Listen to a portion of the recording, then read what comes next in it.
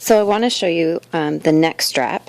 Now I've already made this one. I made a tutorial and my camera didn't actually record it, so I'm just going to show you the process even though it's already sewn. This is the neck strap, and we folded it just like we did all the other straps where we folded it in half and then fold the edges in, and now we're ready to sew around it. Okay, we don't have to finish the edges because both of these edges are going to be sewn into the apron itself. So we don't have to worry about doing any folding or finishing of these edges.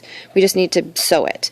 So we're going to start with the edge that has the fold, the edge that is open. This is the edge that's fold, this is the edge that's open.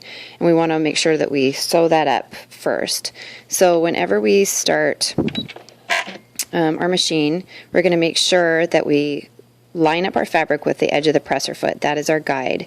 We put the presser foot down, and now we always want to also make sure that we are putting our needle position all the way to the right, because we want to sew as close to the edge as we can with a nice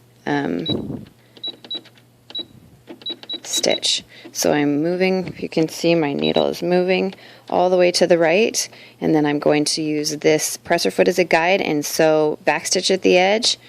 So all the way down until I get to the end of my strap, cut my threads, and then I'm going to turn my strap around and do the exact same thing on this side. I'm going to, now why do we do that? We're not actually sewing anything here. We just want it to make it look nice. When you sew things, a lot of times you're doing it decorative. You're doing it also for, to put a seam in it so that it won't come apart, but you're also doing it to have decoration to make it look good. So this second seam doesn't actually really even fulfill any purpose except that it balances out the seam, so you have a seam on both sides and it looks good. So you're going to backstitch to the end, go all the way down, and finish off backstitch at this end, and now you have a neck strap. And go press it to cut all your threads, and you have a neck strap ready to go on your apron.